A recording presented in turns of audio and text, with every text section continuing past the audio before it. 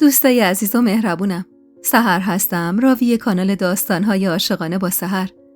ممنون میشم با سابسکرایب کردن و به اشتراک گذاشتن ویدیوها به ما انرژی بدید.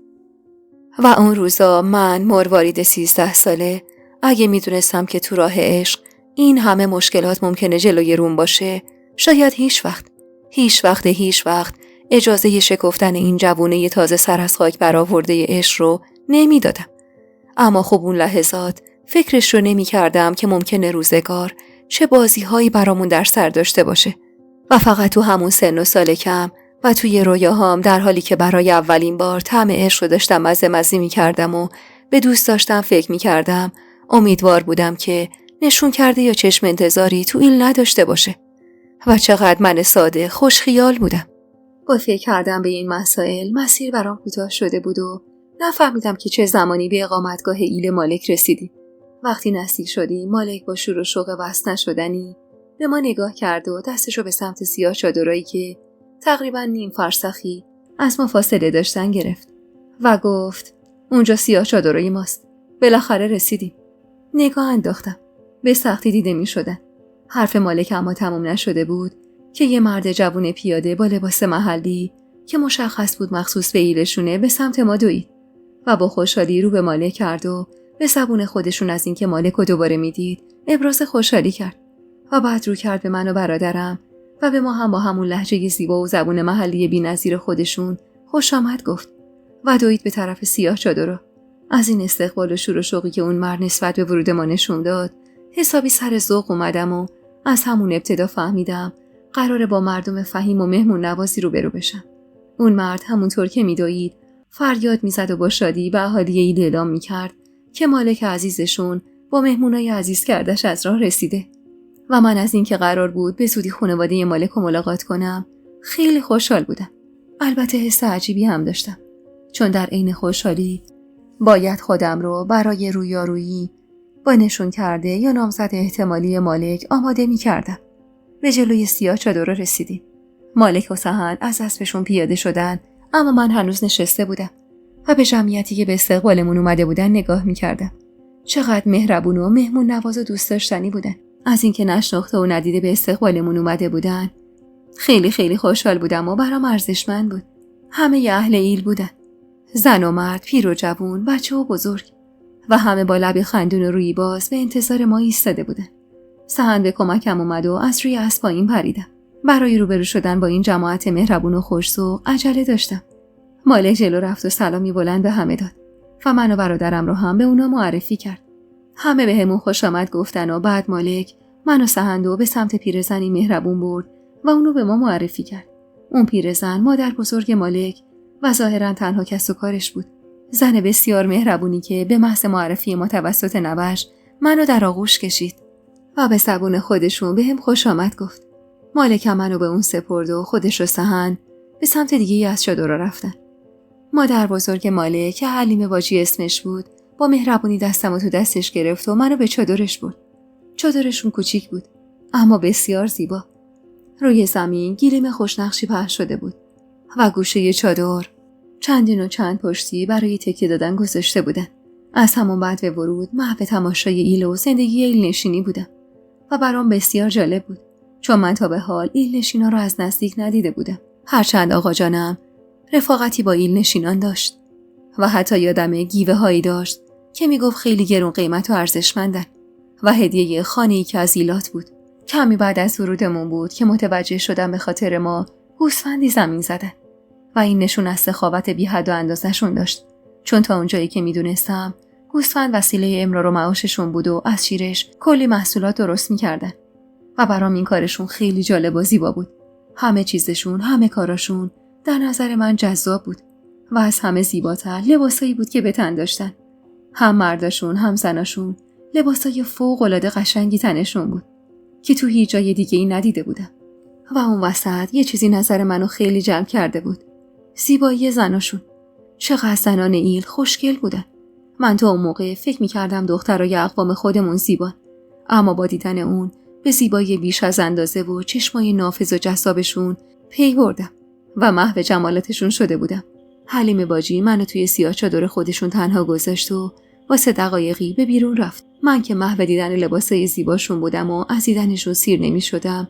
یهو چشمم افتاد به لباس مشکی رنگ و رفته و کهنه خودم. واسه همین به کیسه پارچه‌ای که لباس خودم رو توی اون بسته بودم نگاهی انداختم و تصمیم گرفتم اونو بپوشم. به اطراف نگاه کردم. دور تا دورم باز بود و نمیشد لباسمو عوض کنم. با چشمام دنبال حلیمه باجی گشتم اما پیداش نکردم. بیخیال شدم و بخشمو تو گوشه‌ای گذاشتم و خودمم روی زمین نشستم.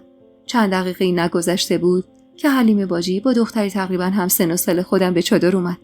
دخترک چشم و ابرو مشکی بسیار زیبا بود. حلیمه باجی هم به عنوان مهمان مالک منو به اون معرفی کرد. توران، از دخترای ایلو، نوه خان. به گرمی با من احوال پرسی کرد و خوش آمد گفت. در واقع حلیمه باجی تورانو که مثل من جوان بود آورده بود به چادرش تا من احساس تنهایی نکنم. از این همه درک و شعور به وجد اومده بودم. توران از همون ابتدا شروع کرد با من به صحبت کردن، اما اونم مثل مالک حرف میزد و لهجه ایلو نداشت. البته با حلیمه باجی به زبون خودشون صحبت میکرد، اما با من نه. دختر خونگرم و با وقار و مهربونی بود و از همون ابتدا اونقدر زیبا و صمیمی صحبت میکرد که حسابی جذبش شدم. به حرکات و رفتار و صحبتاش که فکر میکردم ذره غرور و تکبر توی اون نمیدیدم. اون نوه خان بود و منم دختر خان، اما چقدر بین ما دوتا فرق بود. اون خونگرم بود و مهربون و البته صمیمی، اما من چی؟ به خاطر اینکه دختر ارباب بودم سرشار از غرور و تکبر بودم. تازه من به نسبت ستاره و شیرین هیچ بودم. کمی بعد حلیمه باجی به همراه سینی پر از خوراکی وارد چادر شد و تعارف کرد که میل کنم.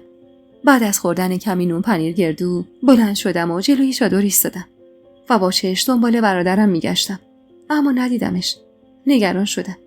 توران که انگار متوجه نگرانی من شده بود نزدیکم اومد و دستش آروم پشتم گذاشت و در حالی که آروم نوازشم میکرد گفت دنبال برادرت میگردی؟ به چشماش نگاه کردم و سرمو به نشونه مثبت تکون دادم. لبخند شیرینی زد و در حالی که از چادر خارج میشد گفت نگران نباش، مالک بردتش پیش بزرگون تیره، الان است که بیاد. سری تکون دادم و زیر لب تشکر کردم و به دور شدنش نگاه کردم. ثانیه نگذشت که برگشت. حلیمه باجی هم همراهش بود. توران و حلیمه باجی در حال پایین انداختن گوشه‌های چادر بودن و با هم صحبت می‌کردن.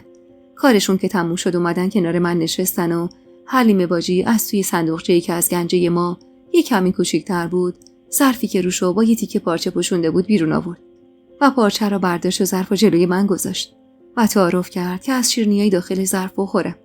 با مهربونی نگام کرد و گفت اینا شیرینیای محلی خودمونه، نوش جون دخترم. تشکر کردم و یه دونه رو برداشتم و همونطور که تو دهنم می‌ذاشتم متوجه نگاه خیره حلیمه باجی روی خودم شدم. اون که نگامو دید لبخندی زد. چقدر تو خوشگلی دختر، چقدر خانومی. از تعریفش خجالت کشیدم و سرمو پایین انداختم. حلیمه باجی از خجالت من خندید. خجالت نکش دخترم. لبخندی زدم و چیزی نگفتم که گفت چرا با ما راحت نیستی؟ تو هم با بقیه دخترای اینجا واسه من فرقی نداری. راحت باش بیبی. لبخندی زدم و چشم گفتم که حلیمه باجی ادامه داد. اصلا تو هم مثل بقیه بچه‌ها به هم بگو بیبی حلیمه. سمسمی کردم بیبی حلیمه. چقدر قشنگ بود، اما من گیج شده بودم. مگه حلیمه باجی نبود؟ سوالمو به زبون آوردم که گفت حلیمه باجی اسممه بیبی، ولی اینجا زنای سن و سالدار رو اینطور صدا میزنن. توران خندید. البته هر سن و سالداری مثل بیبی حلیمه بزرگ و تاج سر ما نیستا. حلیمه باجی لبخندی زد و قربون صدقش رفت و ما رو با هم تنها گذاشت. توران بعد از رفتن بیبی حلیمه به لباسام نگاهی انداخت و گفت مروارید جان، میخوای لباساتو عوض کنی بلکه خستگی را از تنت در بیاد؟ فهمیدم که اونم متوجه کنه لباسای من شده. خجالت کشیدم و سرمو پایین انداختم و یه دفعه یادم به لباسای خودم افتاد و گفتم بله، لباسو خودم آوردم، الان عوض میکنم. بعد از تعویض لباسا توران به داخل اومد و نگام کرد و خواست چیزی بگه که صدای یالا یالا گویان مالک از بیرون اومد. توران لبه چادر رو کنار زد و مالک و صحن داخل شدن. به سمت صحن رفتم. لبخندی زد و کنارم نشست و با هم مشغول صحبت شدیم که مالک توران رو به بیرون از چادر برد. واسه یه لحظه قلبم بالا و پایین پرید و حس بدی پیدا کردم و با خودم گفتم نکنه مالک و توران سر و سری با هم دارن. سهند از ملاقاتش با بزرگون ایل میگفت و با شور و هیجان خاصی صحبت میکرد. اما من تموم هوش و حواسم پی مالک و توران بود و اصلا متوجه نمیشدم که سهند چی میگه. آخه این چه حال و روزی بود که توی اون وانفسا سراغ من اومده بود. عشق چیز عجیبی بود. اونقدر عجیب که توی تاریکی با دیدن دوتا چشم آشنا یهو دل و دینت رو از کف میدادی و خودت هم نمیدونستی چطور این اتفاق افتاده. دقایقی نگذشته بود که مالک دوباره وارد چادر شد و دست سهند رو گرفت و با خودش بیرون برد. ترسیدم که نکنه اتفاقی افتاده و خسرو ما رو پیدا کرده باشه. چند دقیقه رو توی تشویش گذروندم که سهند داخل شد و ازم خواست لباسامو با لباسایی که توران برام آورده بود عوض کنم. چرا که معتقد بود تفاوت لباسای من با بقیه دخترای ایل ممکنه جلب توجه کنه و اگه غریبه‌ای به اینجا بیاد از اونجا گذر کنه ممکنه به خاطر این تفاوت کنجکاو بشه و برامون دردسر درست بشه. اینطور که فهمیده بودم مالک اینو از اون خواسته بود و با شنیدن این حرفا خیالم راحت شد که فعلا از سمت خسرو خطری تهدیدم نمیکنه. سهند که از چادر بیرون رفت، توران با یه دست لباس بسیار زیبا و فاخر وارد چادر شد. وقتی اونو پوشیدم و تو آینه‌ای که روی صندوقچه بیبی بود خودمو نگاه کردم، از دیدن خودم توی اون لباس زیبا هیجان زده شدم. داشتم با لبخند خودمو نگاه می‌کردم. تورانم به حرکات شادی می‌خندید که مالک و سهند دوباره وارد چادر شدن و من و مالک توی لحظه چش تو چش شدیم و هر دو از دیدن هم جا خوردیم. مالک هم لباسشو عوض کرده بود و لباسه شبیه مردای ایل پوشیده بود و خیره خیره به چشمام نگاه می‌کرد. به خودم اومدم و سری نگاهمو ازش گرفتم و به سهند چش دوختم. اونم مثل لباس پوشیده بود و داشت خودشو توی همون آینه نگاه می‌کرد و خدا رو شکر متوجه نگاه من و مالک به هم نشده بود. نفسی از سر آسودگی کشیدم. توران کنارم موند، اما مالک و سهند از چادر بیرون رفتن. توران توی اون چند ساعت خیلی دوست خوبی واسه من شده بود و از اینکه دیگه تنها نبودم احساس خوبی داشتم. توران دستمو گرفت و منو به بیرون از چادر برد. بیرون از چادر 2 تا دیگه از دخترای ایل به نام طلا و صنم که هم سن و سال من و توران بودن منتظر ما ایستاده بودن. دخترای فوق‌العاده زیبا با لباسای شاد و رنگی، اما از همون اول زیبایی منحصر به فرد طلا توجه منو به خودش جلب کرد. چشمای مشکی و کشیده‌اش و گونه‌های سرخ و برآمده‌اش بیش از هر چیزی توجه منو به خودش جلب می‌کرد. محو زیبایی شده بودم، طوری که وقتی توران دختر دیگر رو بهم معرفی کرد اصلا متوجه نشدم. اما علاوه بر خیره شدم به زیبایی بی حد طلا، فکری تو ذهنم رژه می‌رفت. همش با خودم فکر می‌کردم که با وجود دختر زیبایی چون طلا، مالک هرگز به من نگاهم نمی‌کنه. و تو این افکار بودم که بیبی حلیمه نزدیکمون اومد و 3 تا مشک به دخترا داد و ازشون خواست که برن آب بیارن. دخترا چشمی گفتن و مشکا رو ازش گرفتن. بیبی حلیمه از منم خواست که همراهیشون کنم. و چقدر اون لحظه برای من لذت بخش و شیرین بود که بیبی حلیمه منو هم مثل دخترای ایل دیده بود. واسه همینم اینقدر راحت ازم خواسته بود تا با اونا برم. آب آوردن از سر چشمه و برگشتن از اونجا در کنار اون دخترای پرشور و نشاط واقعا روحیمو عوض کرده بود. توی مسیر دخترها از زندگی ایل نشینی میگفتن و منم با ولع گوش میدادم. اما خیلی دلم میخواست راجع به خان و خانزاده ها تو ایل بپرسم. واسه همین سوالمو ازشون پرسیدم. توران با رویی باز برام توضیح داد که توی ایل خان به معنای بزرگ و بزرگزاده است و معنیش با خان و ارباب اطراف ما خیلی متفاوته. اینجا تو ایل خان فرد بزرگ و ریش سفیدیه که همه به اون احترام میذارن و حل مسائلشون رو به اون میسپارن و تو انجام کارهای مهمشون حتما از اون اجازه میگیرن. و اونجا بود که من فهمیدم خان توی ایل به هیچ عنوان شبیه خان ما نیست. خانهای ما اکثرا زورگو و سالم بودن و رعیت داشتن و برای رعیتشون سروری میکردن.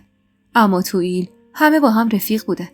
بعد از شنیدن حرفای توران به فکر فرو رفته بودم. چقدر بین زندگی ما و اینا فرق و فاصله بود. به خانواده عمو فرهاد فکر میکردم و اونا رو با این خاندان مقایسه میکردم. اینا چقدر مهربون و اونا چقدر ظالم و درو بودن. ولی دخترای ایل، چه دختر معمولی چه دختر خان، چقدر ساده و فروتن بودن. به چادر که رسیدیم، مالک و عصبانی دیدم که کنار بیبی حلیمه ایستاده بود. با رسیدن ما نفس آسوده‌ای کشید و رو به توران گفت: توران، این دختر پیش ما امانته. بعد از این بدون اجازه من حق نداری حتی یه قدم اونورتر از سیاه چادر رو ببریش. توران که معلوم بود از این حرف مالک حسابی دلخور شده، زیر لب چشم میگفت و بدون اینکه بگه بیبی حلیمه منو با اونا فرستاده، دستمو گرفت و داخل چادر بیبی حلیمه برد. وقتی داخل چادر رفتیم، از اینکه مالک برام نگران شده بود، واقعا تو پوست خودم نمی گنجیدم. با فکر کردم به این موضوع دلم غنج میرفت و بیشتر از پیش احساس میکردم عاشق مالک شدم و حس میکردم وقتی نگرانم میشه چقدر جذابتر میشه و میخواستم براش بمیرم. اصلا دلم نمیخواست به این فکر کنم که ممکنه مالک کسی دیگه ای رو دوست داشته باشه یا نشون کرده ای داشته باشه. هیچ وقت فکرشو نمیکردم که یه روزی این چنین با یک نگاه عاشق بشم و دل به کسی بدم که تو عمرم قبل از اون ندیده بودمش. حالا دیگه حال و روز برادرامو درک میکردم. حالا به سهراب حق میدادم، به سهند حق میدادم. یادم اون شب برای شام خان ما رو به چادر خودش دعوت کرده بود. بعد از صرف شام خان اجازه نداد که از خدمتش مرخص بشیم و پذیرایی مفصلی از ما کرد و سر صحبت و خوشامدگویی رو با ما باز کرد و ما رو مهمون عزیز کردش کن و معتقد بود که مهمون مالک بسیار بسیار براش عزیزه و روی چشماش جا داره. صحبت‌های خان بزرگان ایل که بیشتر حول و حوش محور خوشامدگویی بود تموم شد. مالکم بعدش از محضر جمع اجازه خواست تا مسئله ای رو مطرح کنه و اعلام کرد که فردا صبح زود سهند برادرم به شهر برمیگرده. اما من اینجا فعلا باید بمونم و همینطور از خان بزرگا اجازه گرفت که برادرم رو تا شهر همراهی کنه. با اینکه از قبل میدونستم سهند باید به زودی برگرده، اما بازم با شنیدن این خبر ته دلم ناراحت بودم، چون نمیدونستم چه چیزی انتظارش رو توی عمارت پدریم میکشه و خیلی براش ناراحت بودم. خان بزرگان اجازه دادن که مالک برادرم رو همراهی کنه و اجازه مرخصی به ما رو هم دادن. بیبی حلیمه منو به چادر خودش برد و برای من و برادرم جا انداخت و خودش و مالک به چادر دیگه‌ای رفتن تا شب آخری من و برادرم سهند تنها باشیم. اون شب بسیار غریبی بود. غصه داشتم و تو قفسه سینه‌ام درد عمیقی رو احساس می‌کردم. میدونستم اون شب خواب چشممون راه پیدا نمی‌کنه. خیلی نگرانش بودم. اون به خاطر من خودشو به درد سر انداخته بود. میدونستم پدرم اگه بفهمه حتما حسابی تنبیه سختی براش در نظر میگیره. نگرانیم اما به حدی بود که نمیتونستم پنهونش کنم. و سهند با دقت به رفتار و حرفا و سفارشاتم مبنی بر مراقبت از خودش پی به نگرانی بیش از حدم برده بود و سعی داشت آرومم کنه. اما من آروم شدنی بودم. با اینکه خیلی با اطمینان سهند با من حرف میزد، اما ته دلم بازم نگران بودم. بعد از اینکه کمی آروم شدم یادم به قضیه سهراب افتاد. نمیدونستم باید بگم یا نه. بالاخره دلمو به دریا زدم و با حفظ آرامشم سعی کردم همه چیزو براش توضیح بدم و شمرده شروع کردم به گفتن چیزایی که از اون زن که اسمش عایشه بود شنیده بودم و همینطور از عمو فرهاد. سهند اولش شوکه شده بود، اما کم کم انگار با موضوع کنار اومده بود. چند دقیقه سکوت کرد و به نقطه‌ای خیره شد. ترسیدم که نکنه از شوک زیاد بهش فشار وارد شده باشه، که خدا رو شکر به خودش اومد و بهم اطمینان داد که حالش خوبه. اما اونم مثل من اولش باورش نمیشد. اما وقتی چیزایی که از من شنیده بود و چیزایی که از رفتارای پدرم و فرهاد خان دیده بود و کنار هم گذاشت باورش شد و خیلی منطقی برخورد کرد و به خاطر اینکه این موضوع رو بهش گفته بودم و البته که احساس می‌کردم چقدر بد موقع بهش گفتم ازم تشکر کرد. ولی من متوجه شده بودم که سهندم مثل من از اینکه پدرم به مادرم خیانت کرده بود و مادر سهراب همچون زنی بود ناراحت بود. البته که سهند هنوزم خوشبین بود و معتقد بود که عایشه دروغگوئه، اما من احساس می‌کردم که خوشبینیش تنها ظاهریه و به خاطر منه و نمیخواد من اذیت بشم، وگرنه شواهد گویای این بود که پدرم به خاطر هوس یه شبش به مادرم خیانت کرده بود، چیزی که اصلا تو مخیله ما بچه‌ها نمی‌گنجید. سهند اما دیگه خیلی این ماجرا رو کش نداد و فقط تو فکر بود و بعد از کمی رو کرد به من و گفت: مروارید، خدا رو چه دیدی؟ شاید اصلا کسی متوجه فراری دادن تو توسط من نشده باشه. این حرفش رو خیلی دوست داشتم بپذیرم، اما خودمم میدونستم وقتی سهند برگرده اولین انگشت اتهام قراره به سمت اون باشه. اما با این حال اونو به خدا سپردم و سعی کردم بخوابم. صبح موقع رفتنش غم بزرگی روی دلم نشسته بود. حس می‌کردم بی پشت و پناه میشم. با اینکه میدونستم اونجا تو دل ایل جام بسیار امنه، ولی بازم نگران بودم و از همون لحظه جای خالی برادری که همه جا پشت و پناه هم بود و حس می‌کردم. شاید اگر اون روزا سهند مقدمات فرارم و فراهم نکرده بود، من الان زیر کتکای خسرو جون داده بودم. درسته که روزگار سختی همراه با دلهره از اینکه هر لحظه ممکنه پیدام کنن و میگذروندم، اما همین که تونسته بودم از اون امارت نحس بیرون بیام و رو خرابه های زندگی یه زن دیگه زندگی نسازم خیلی برام ارزشمند بود. سهند منو به مالک و خان ایل سپرد و خیلی سفارشمو کرد و مالک و خان و بیبی حلیمه هم اطمینان دادم بهش که مراقبم هستن. سهندم بهم قول داد که دوباره در اولین فرصت بهم سر بزنه، اما ازم خواست اونجا بمونم و با زندگی ایل نشینی خوب بگیرم و قوی باشم، چون ممکن بود مجبور بشم سالها توی ایل بمونم و من نباید خودمو میباختم و کم میآوردم. سهند رو با اشک چشمم بدرقه کردم و از خدا خواستم مراقبش باشه، بی اون که بدونم چه چیزی انتظارش رو میکشه. مالک هم منو به بیبی حلیمه و خان سپرد و قول داد به محض اینکه سهند رو به شهر برسونه برگرده به ایل. بعد از رفتن سهند همونطور جلوی چادر نشسته بودم و نمیدونم چند ساعتی از رفتن برادرم میگذشت که همینطور به ماه زدن ماهرانه صنوبر جلوی چادر خودشون که نزدیک چادر بیبی حلیمه بود نگاه میکردم که متوجه صدای اومدن اسبی به سمت سیاه چادرها شدم. به گمون این که مالک برگشته مثل برق و باد از سر جام بلند شدم تا پیشش برم و از سهند ازش بپرسم. چند قدمی اما راه که رفتم فهمیدم که اون مرد جوون سوار بر اسب مالک نیست. داشتم برمیگشتم به چادر که متوجه شدم مردم ایل و البته توران ازش استقبال گرمی کردن. بی تفاوت رفتم روی همون سنگ نشستم که دیدم بیبی حلیمه از سر و صدا و شوق مردم از چادرش بیرون اومد و همونطور که دستشو با گوشه پیراهنش پاک میکرد به بیرون چادر سرک کشید. چه خبر شده دخترم؟ مالک اومده؟ نگاه غمگینم رو به سمتش دوختم و گفتم نه بیبی جون، مالک نیست، یه جوون دیگه است، نمیشناسمش. بیبی حلیمه لباسشو مرتب کرد و از چادر بیرون اومد و چند قدمی راه رفت و بعد قدمهاشو تند کرد و با هیجان رو به اون جوون گفت طاهر تویی بیبی؟ خوش اومدی عزیزم، خوش اومدی. و به سمت جمعیت رفت. نگاهمو از اونا گرفتم و به منظره زیبای روبروم که تا چشم کار میکرد دشت سرسبزی بود دوختم که دوباره بیبی حلیمه به سمت چادرش اومد و با هیجان رو کرد به من و با ذوق گفت طاهر اومده بیبی، طلا نافوریدشه، مکتب رفته است، از شهر برگشته، به زودی هم عروسی داریم. و بعد شروع کرد به کل کشیدن و به تبعیت از اون کل زنان ایل شروع کردن به کل کشیدن. با اینکه این اطلاعات به دردم نمیخورد و برام اهمیتی نداشت، اما از شادی دل بیبی لبخندی زدم و ته دلم از اینکه طلا نافوریده طاهر بود خوشحال شدم و خدا رو شکر کردم که حداقل دختر زیبایی مثل طلا رقیبم نیست. ولی اونقدر نگران سهند بودم که نتونستم لبخند پررنگتری به لب بیارم تا بیبی حلیمه متوجه چیزی نشه. بیبی حلیمه که متوجه حال بدم شده بود آروم کنارم نشست و شروع کرد از گذشته ها و از زندگیش گفتن. عاشق اون لهجه شیرینش بودم و با دقت بیشتری بهش گوش میدادم، چون دلم میخواست از مالک و خانواده‌اش و گذشته‌اش بیشتر بدونم. بیبی حلیمه گفت جونم برات بگه بیبی که از قدیم درست گفتن پیشونی، منو کجا میشونی؟ پیشونی نوشته ما هم اینجا بود. آقام شازده قجری بود و آقاش جهاندار میرزا حکم کرده بود که فقط از تبار قجری باید عروس اختیار کنه. اما آقام اهل زور نبود و یه روز که با دولتی‌ها رفته بود ایل، یک دل نه بلکه 100 دل عاشق بیبیم میشه. اما جهاندار میرزا مقاومت میکنه.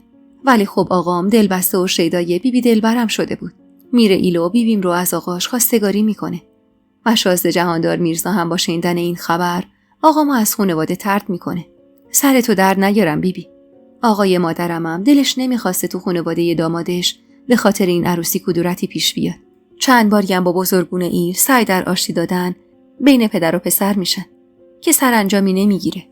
آقام چون ادارجاتی و دولتی بوده، بعد از عروسی بیبیمو برداشته و برده تبریز.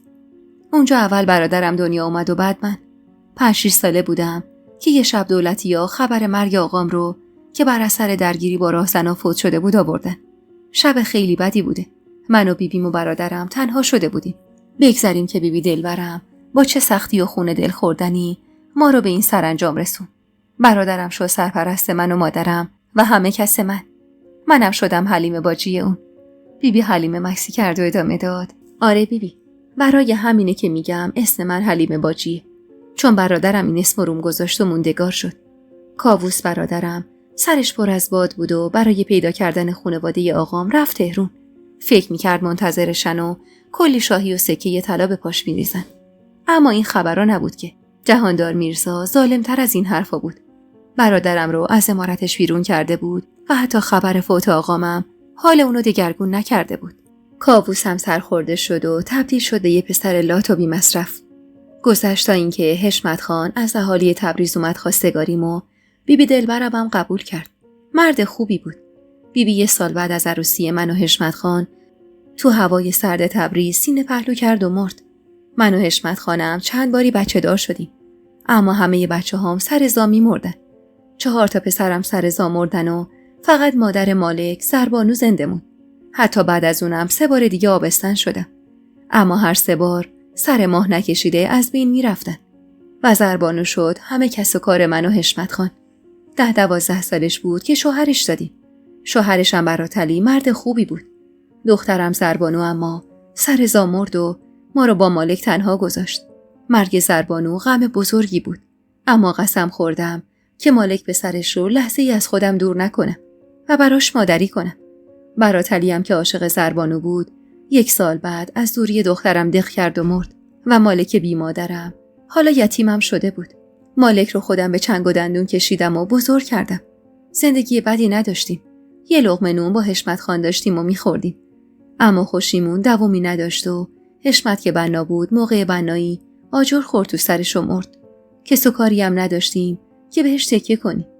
منم از دار دنیا کاووسو داشتم که اونم چند سال بعد از فوت حشمت خان مثل مادرم سینه پهلو کرد و مرد و من موندم و مالک 7 ساله و در بدری. نمیدونستم باید چی کار کنم که بعد از کلی آوارگی و درموندگی برگشتم به ایل. هرچی بود مادرم اهل ایل بود و الحق که بدون چون و چرا منو پذیرفتن. وزیر بال و پرمو گرفتن و خدا رو شکر زندگی خوبی برامون فراهم کردن. بیبی حلیمه نفس آرومی کشید و لب تر کرد و منم به سرگذشت پرفراز و نشیب اون و مالک فکر می‌کردم. پس مالک دورگه بود. هم ترک هم بختیاری. مالک اما هرچی که بود من دل و دینم رو بدجور بهش باخته بودم و عجیب با آوردن اسمش قلبم شروع به تپش می‌کرد. و همونطور که نگران برادرم بودم برای اونم نگران و البته چشم انتظارش بودم. چقدر اون روزا در کنار نگرانی حس و حال خوبی داشتم. تجربه کردن عشق فوق‌العاده شیرین بود. اونم عشق به مردی که شده بود ناجی زندگی. فقط ای کاش میتونستم بفهمم که نشون کرده ای توی ایل داره یا نه. که اگه داشت دیگه هیچ وقت نباید بهش فکر میکردم. تو فکر و خیالم غرق بودم که بیبی گفت اون مردی که داره با خان حرف میزنه رو میبینی بیبی؟ اون پسر عموی بیبی دلبرمه. پدر بزرگ خدا بیامرزش از بزرگون ایل بود. پدر خدا بیامرزشم به واسطه ی همین بزرگ بودن پدرش استفاده کرد و ما رو توی ایل جاگیر کرد و ما رو زیر بار و پر خودش گرفت. از فکر مالک بیرون اومدم و به اشاره دستی بیبی حلیمه که اون مردو نشون میداد چش دوختم. مرد خوبی به نظر می اومد. چقدر تو دلم از اون و خانواده‌اش به خاطر اینکه مالک رو به ایل آورده بود و باعث آشنایی من با اون شده بود سپاسگزار بودم. و از این فکر ناخودآگاه لبخندی به لبم نشست. بیبی لبخندی روی لبمو که دید دستی روی شونم گذاشت و بلند شد و گفت حسابی خستت کردم دخترم. چیزی میخوری برات بیارم؟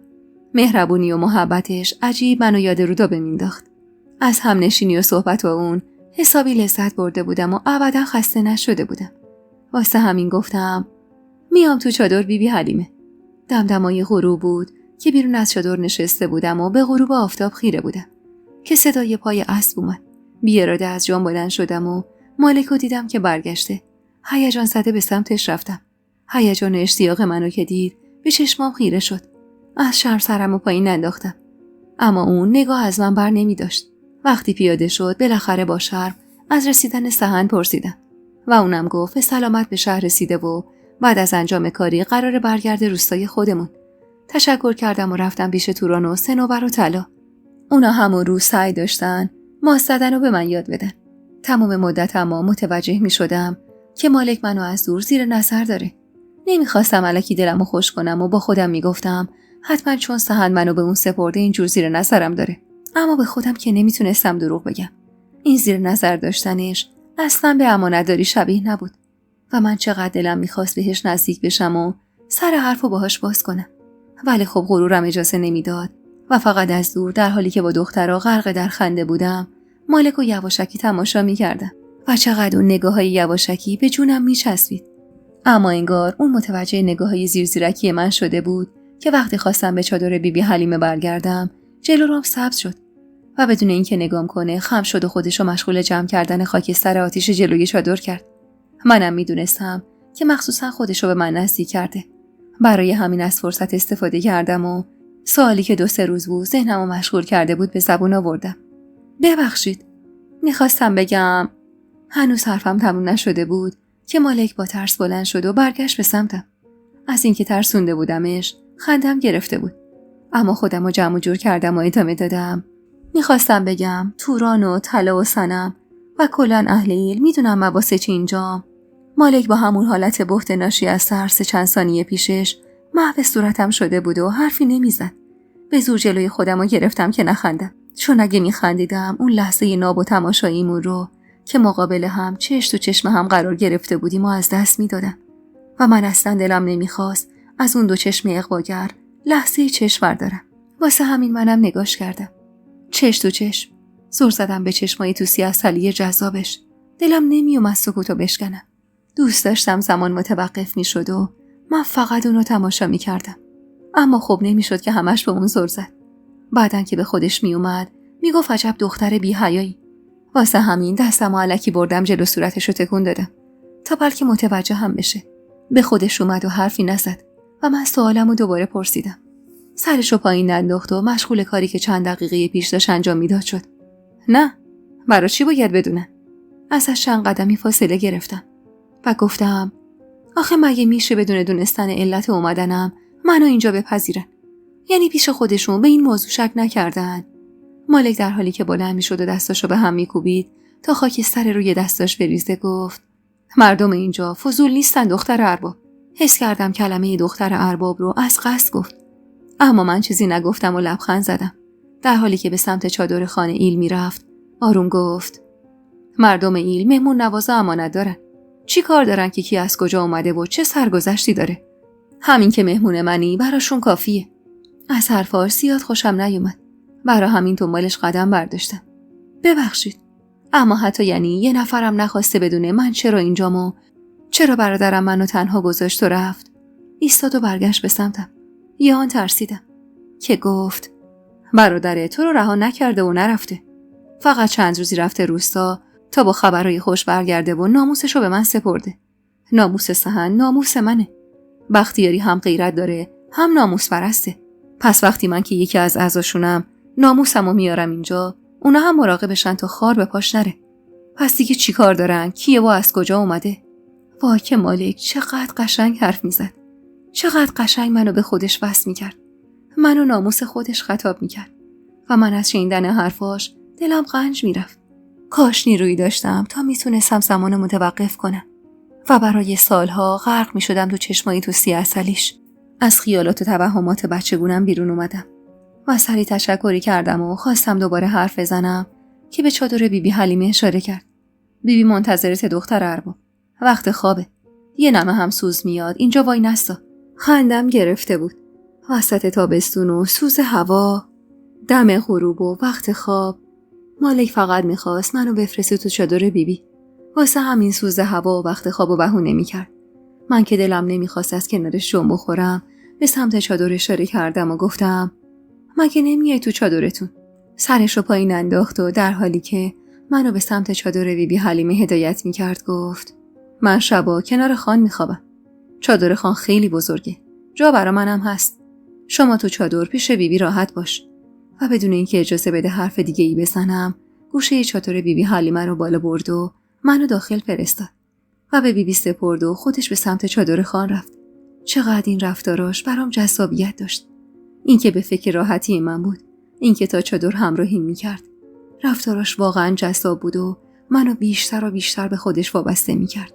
و من خیالم راحت بود که حالا که سهن در کنارم نیست، اما مالک با مسئولیت و خوش غیرت رو کنار خودم دارم. من اینطور رفتارا رو به جز سهن پیش هیچ کدوم از مردای دور و برم ندیده بودم.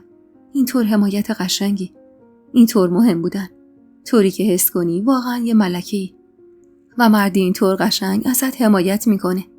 و اینطور به فکر امنیتته.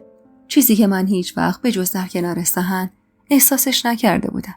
نه در کنار مهرداد، نه خسرو، نه حتی برادرای دیگه خودم. 10 روزی از اقامت من توی ایل میگذشت و من دختر یکی دونه و ناز پرورده ارباب داشتم زندگی متفاوتی رو تجربه میکردم. هم زندگی تو ایل برام متفاوت و جذاب بود و همین که کنار کسی که حالا فهمیده بودم 1 دل نه بلکه 100 دل دین و ایمونم و بهش باخته بودم روزگار میگذروندم و عشق و دوست داشتن و برای اولین بار تجربه میکردم و عجیب این تجربه شیرین و دلچسب بود. دیگه با مردم ایل خو گرفته بودم و همه منو میشناختن و تا اونجایی که متوجه شده بودم هیچ کسی نمیدونست من دختر اربابم. رفتار همه با من خوب بود و منو مثل دخترای خودشون نگاه میکردن و دوست داشتن و روی منم تعصب و غیرت نشون میدادن و اینو من از حرکات تک تک مردشون میفهمیدم و چقدر خدا رو شاکر بودم که به همچین خاندان فهیمی پناه آورده بودم. زندگی تو ایل به قشنگی میگذشت و بسیار لحظات خوبی رو سپری میکردم و دیگه با توران و طلا و صنوبر حسابی اخت شده بودم و اونا پنیر و کره زدن از شیر محلی رو به من یاد داده بودن. دیگه دست و پا چلفتی نبودم. تفریح هم شده بود از سواری با دخترها و البته که زیاد از ایل دور نمی شدیم چون مالک اجازه نمیداد. هر وقت هم می‌خواستیم از سواری کنیم مالک یا خودش ما رو تا قسمتی همراهی می‌کرد و از دور مراقبمون بود یا کسی رو برای مراقبت از ما می‌فرستاد. گاهی هم جلوی چادر بیبی حلیمه آتش روشن می‌کردیم و رو سنگا می‌شستیم و با هم پش پش می‌کردیم و ریز ریز می‌خندیدیم و صدای پای اسب‌های سوارکارای ایل که یا تمرین سوارکاری و تیراندازی می‌کردن یا از شهر و صحرا برمیگشتن هم توی گوشمون میپیچید و عجیب ترکیب زیبایی از زندگی توی ایل رو به رخمون میکشید. خلاصه که روزای خوبی رو اونجا میگذروندیم. گاهی هم طاهر نامزد طلا میومد کنارمون و ترانه بختیاری برامون میخوند. مالک رو هم همیشه میدیدم که از دور حواسش به من بود و مواقعی که آتش روشن میکردیم احساس میکردم دلش میخواد کنار ما باشه چون هر بار بهونه‌ای جور میکرد و چند دقیقه کنار ما میومد و میرفت اما کنارمون نمیشست. از این رفتار و مراقبت‌های دور و دورش و نگاهایی که من مینداخت و وقتی چشماش به چشمام میافتاد نگاهش رو ازم میدزدید میفهمیدم که اونم به من احساس داره. احساسی که از نظر من فوق‌العاده پاک و قشنگ بود. چرا که سعی نمی‌کرد منو اذیت کنه یا با نزدیک شدنای بیمورد درست مثل خسرو باعث ناراحتی من بشه. خسرو اون همه ادعا داشت منو دوست داره اما دوست داشتن اون واقعی نبود و هوس بود و به زور می‌خواست منو تصاحب کنه و ببره سر زن اولش. اما مالک اصلاً اینجوری نبود. مالک آدمی بود که به همراه برادرم کمکم کرد تا از اون عمارت منحوس فرار کنم و پا به پای من توی اون شب سخت تو خونه ی حسن آقا دوید و مراقبم بود و حالا هم تو ایل به من پناه داده بود. پس لیاقت دل بستن و دوست داشتن رو داشت. تقریباً 20 روزی می شد که در ایل بودم اما خبری از سحن نبود. دلتنگ و نگرانش بودم. مالک این نگرانی منو دیده بود، قول داده بود بره شهر تا خبری بگیره و ببینه سحن نامه‌ای، تلگرافی، چیزی فرستاده یا نه. اون روز صبح زود راهی شد و من تا عصر منتظر و چشم به راه خبری از برادرم بودم. از که برگشت هیچ خبری از سحن نداشت و این بیخبری منو بیش از پیش کلافه میکرد. دلم میخواست حداقل میفهمیدم جرأت کرده به عمارت پدرم برگرده یا نه. اون روز به خاطر بیخبری از سحن حال خوشی نداشتم و حتی با دخترها نرفتم که آب بیارم و توی جمعشون وارد نشدم. اونا هم که حسابی نگرانم بودن بعدم فهمیدم علتشو از مالک پرسیده بودن و اونم دلتنگی منو برا سحن بهونه کرده بود و ازشون خواسته بود منو به حال خودم بذارن و چقدر من به این تنهایی نیاز داشتم و مالک چقدر خوب تو این مدت کوتاه منو شناخته بود. چیزی که همسر واقعیم مهرانی که قریب 1 سال کنارم زندگی کرده بود هرگز نفهمیده بود. اون حتی ذره شناخت از من نداشت اما مالک در کمتر از 20 روز اینقدر خوب منو شناخته بود. تمام غروب اون روز رو بی حرکت و بی هیچ حرفی جلوی چادر بیبی حلیمه نشستم و به روبروم سر زده بودم. هوا تقریبا تاریک شده بود که متوجه شدم مالک بی سر و صدا و بی هیچ حرفی چوب جمع کرده و آورد مقابلم ریخت و برام آتیش روشن کرد. اما من هیچ حرفی نمی زدم و فقط به روبروم خیره بودم و تو فکر خانواده‌ام. وقتی چوب آتیش گرفتن خودش به سمت یکی از سیاه چادرها رفت و منو تنها گذاشت. تو تنهایی خودم غرق بودم و به شعله‌های آتیش خیره. دلم برای مالکم میسوخت که این همه نگران من بود اما من حتی لب باز نکردم و به خاطر آتیشی که برام برپا کرده بود ازش تشکر خشک و خالی نکرده بودم. ولی واقعا به خاطر شرایطم و دوری از برادرم اصلا حال حوصله حتی یه تشکر خشک و خالی رو هم نداشتم. بی‌حوصله نشسته بودم و خاطرات تلخ و دردناک گذشته بیشتر و بیشتر به ذهنم هجوم می‌آوردن. یاد اون چهارشنبه سوری افتادم که مهرداد به خاطر بلقیس خودش رو از بین برده بود و من مثل به‌زده‌ها نگاه می‌کردم. یاد تحقیرایی که از جانب خانم احلقا به خاطر مرگ مهرداد می‌شدم. واقعاً که چقدر بی‌رحم بودن که منو مقصر مرگ پسرشون می‌دونستن. من تقصیری نداشتم و فقط خواسته بودم دست کلفتمون رو کنم که اون بلای خانمان سوز به جونمون افتاد و بعدش هم رسم مسخره طایفه و تحقیرای زلیخا و فرارم و حتی فلک شدنم. من چه میدونستم جزای کسی که میخواد زندگیشو از دست یه زن بی‌نام و بدکار نجات بده این بلاهایی که سر من اومده و فرزندی که مدت‌ها منتظرش بودم و از دست بدم و اینطور آواره و دور از عزیزانم باشم. با یادآوری خاطرات تلخ اون روزام و بلاهایی که سرم اومده بود قطرات اشک گونه‌هامو خیس کرده بود. به خودم اجازه باریدن دادم تا بلکه دلم آروم بگیره. ایل در سکوت فرو رفته بود و هیچ کسی دور و برم نبود. حتی بیبی حلیمه هم دیگه سراغم نیومد و منو به حال خودم گذاشته بود و من برای دل خودم و برای سرنوشتم و همینطور آرزوهای برباد رفتم اشک میریختم. من حتی اونقدر بدبخت و حقیر شده بودم که عشق مالک رو فقط میتونستم تو دلم نگه دارم و نمیتونستم با آینده‌ای در کنار اون خوشبین باشم، چرا که من زن بیوه‌ای بودم که خواهانم فقط پیرمردا و مردای چند زنه‌ای که زناشون نمیتونستن براشون پسر بیارن و انگار قسم خورده بودن تا برای پسردار شدن زن دیگه‌ای اختیار کنم بشم. مردایی که اگه پسردار نمیشدن فکر میکردن دنیا به آخر میرسه.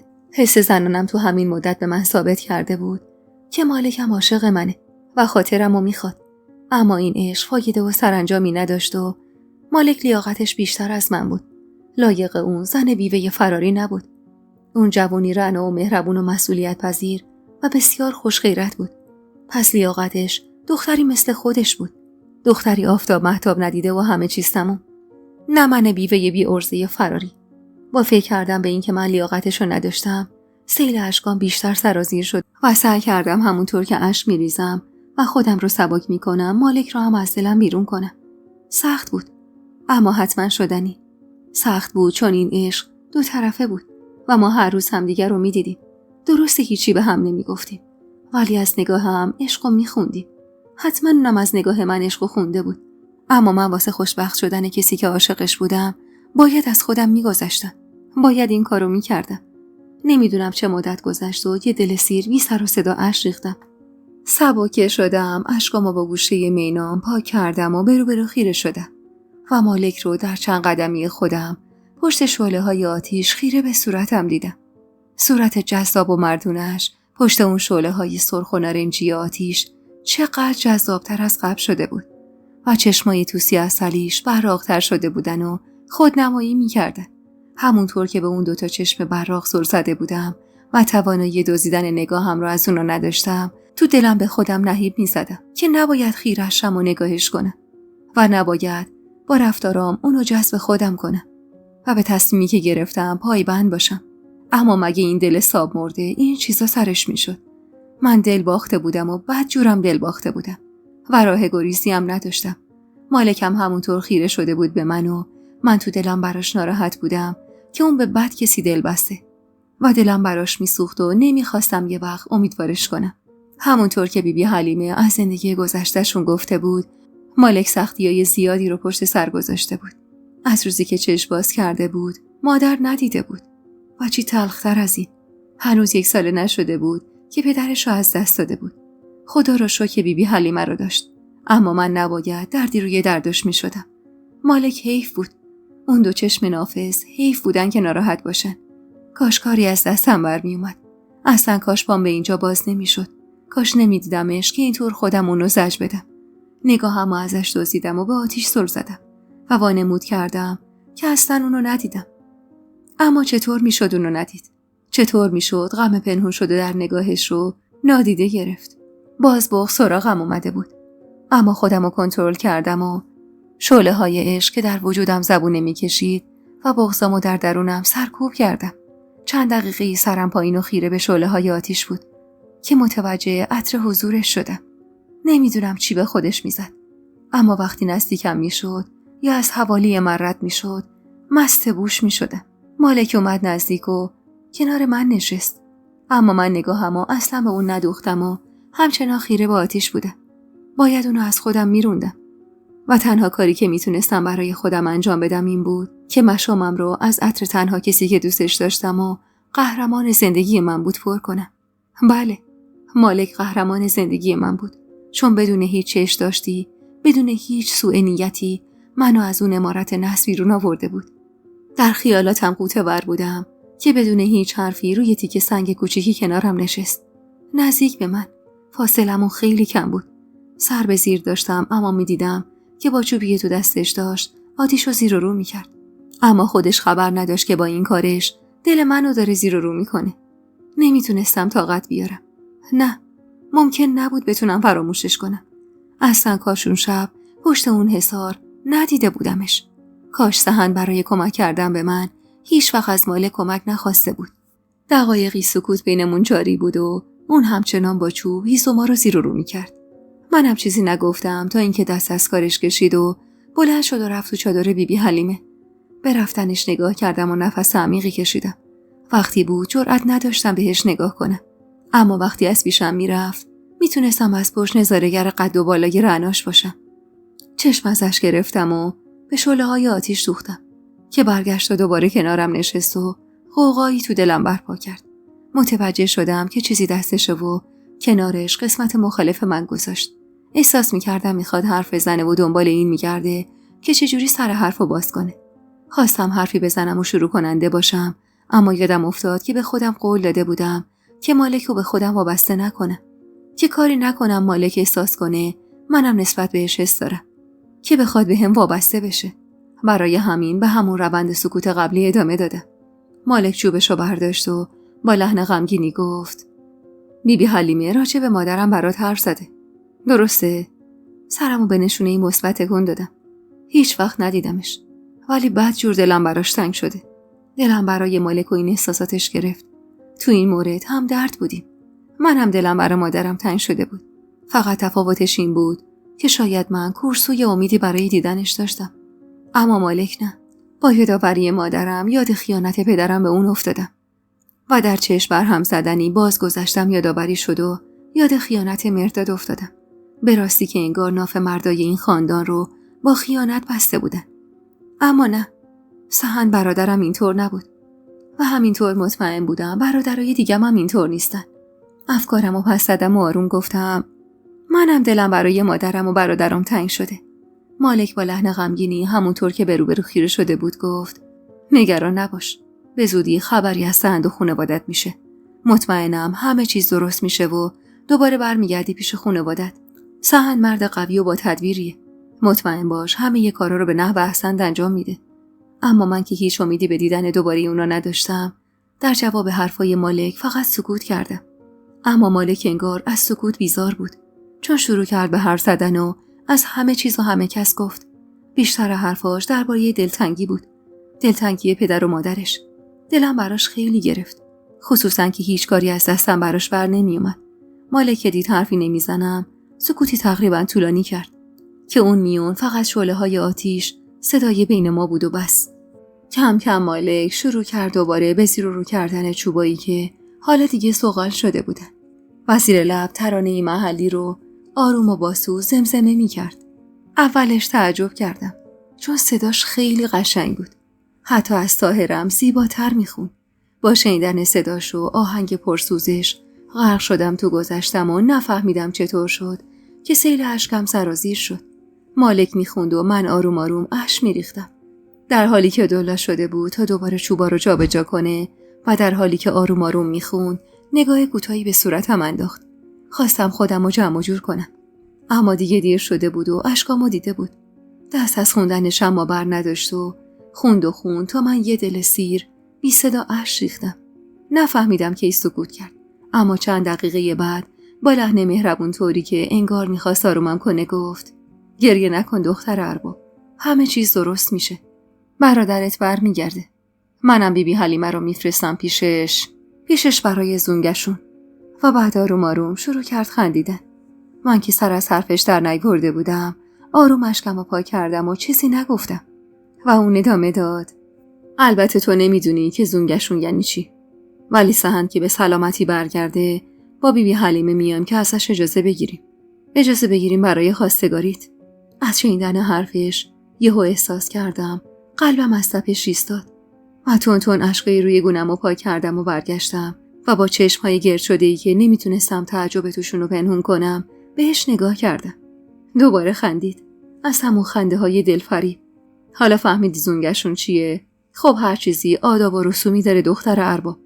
من همونطور به‌وحسده نگاش می‌کردم و باور نمی‌کردم که چی داره میگه. لبخند زد و نگاهش رو ازم گرفت و با لحن شوخی گفت: خب توقع نداری همینطوری بی مقدمه بنشونمت پای سفره عقد؟ داری؟ اصلا سر از حرفش در نمی آوردم و فقط بهت زده بودم.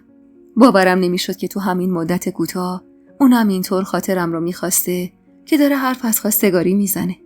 که یهو گفت: اونجوری نگام نکن، خودم میدونم تو هم منو دوست داری. اینو از چشمات میخونه. هر چقدر بخوای لاپوشونی کنی چشمات اجازه نمیده. فکر کردی یادم رفته پشت اون حصار رو تو اون دقایق پر استراب به جای اینکه به فکر فرار باشی داشتی با نگات منو میخوردی؟ و بعد دوباره شروع کرد به قهقه زدن و خندیدن و آخ که من میمردم برای اون خنده هاش. چقدر دوستش داشتم. اصلا چطور میشد آدم در عرض 20 روز اینطور دیوانه‌وار یکی رو بخواد؟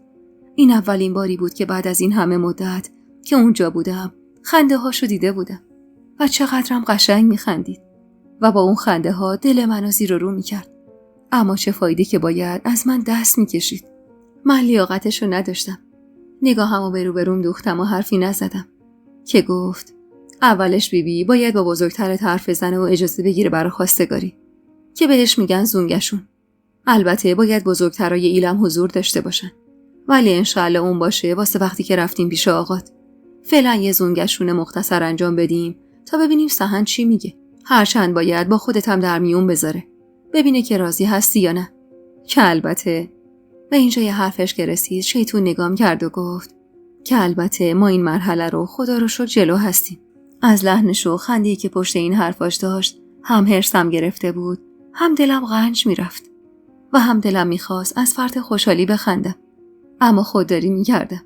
انشاءالله با خانه چند نفر از بزرگان ایل میریم خدمت آقات و زونگشون اصلی رو پیش ایشون به جا میاریم.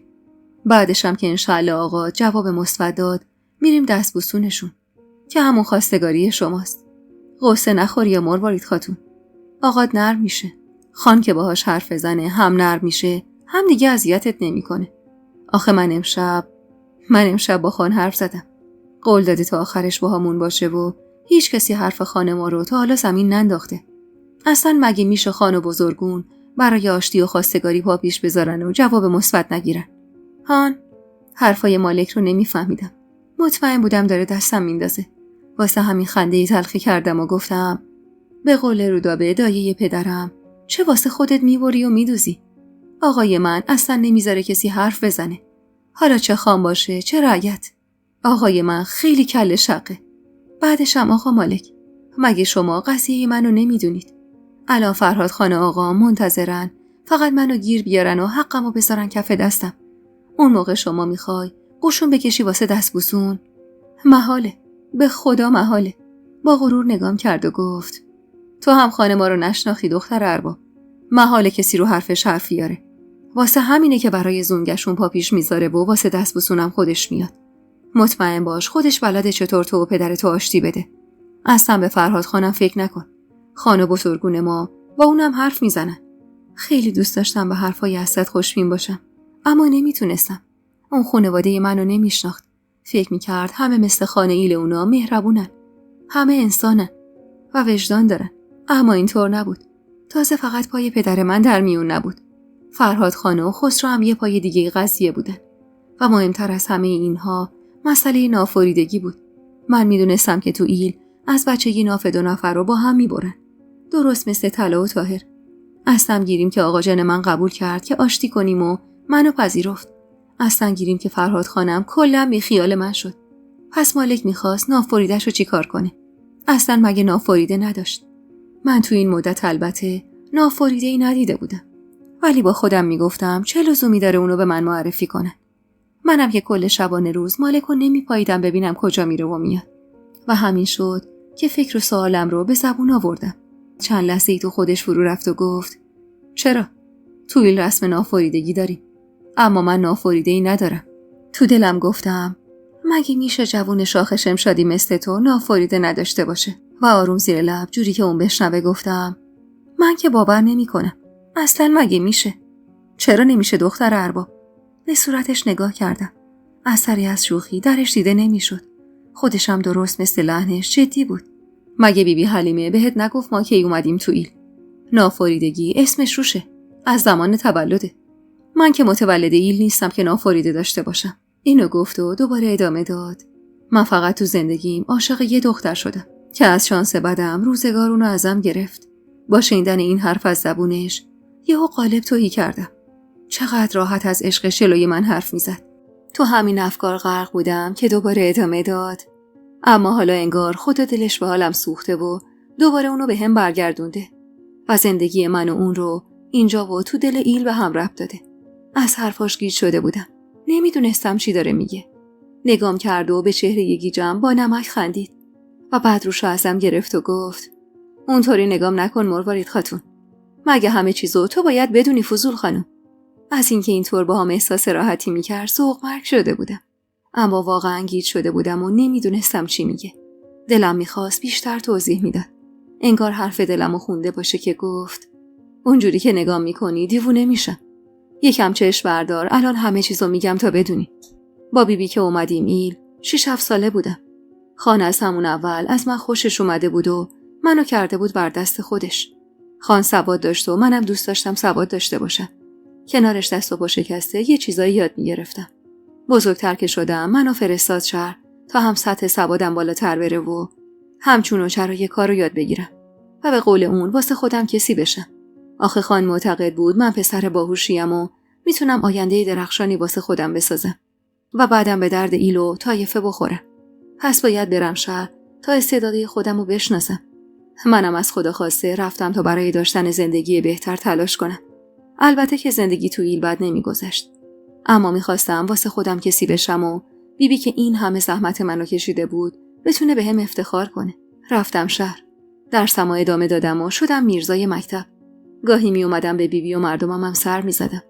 بعدم با حسن آشنا شدم و اون منو برد شهر خودشون و اونجا هم به بچه‌های بی‌بضاعت درس میدادم هم تو بازار دست فروشی میکردم. چون شهر اونا کاروبار بهتر بود واسه همین با حسن همراه شدم. اینم بگم هیچ کاری واسم آرایب نبود تا اینکه تو همون بازار سهن با هم آشنا شد. مشتریم شده بود و ازم خرید میکرد. میدونستم خانزاده است و خانواده دار. از سر و شکل و لباسایی که میپوشید مشخص بود. اون همه دست فروش تو بازار بودن اما سهن فقط از من خرید میکرد و احساس میکردم که همیشه به من لطف داره و همیشه پولی بیشتر از حقم بهم میداد و با مهربونی و احترام با من رفتار میکرد و گاهی هم سر به سرم میذاشت و شوخی میکرد. دیگه کم کم با هم رفیق شده بودیم. کاروبارم خدا رو شکر خوب بود و تقریبا سری تو سرای بازار داشتم و قصد داشتم برای خودم دکونی بخرم. بیبی هم به خاطر اینکه باسواد بودم و واسه خودم کار با آبرویی داشتم بهم افتخار میکرد. تا اینکه یکی از دست فروشا به خاطر حسادت تو بازار چو انداخته بود من گرون فروشم و جنسای خودشو ارزونتر از جنسای من میفروخت، در صورتی که من به قیمت میفروختم.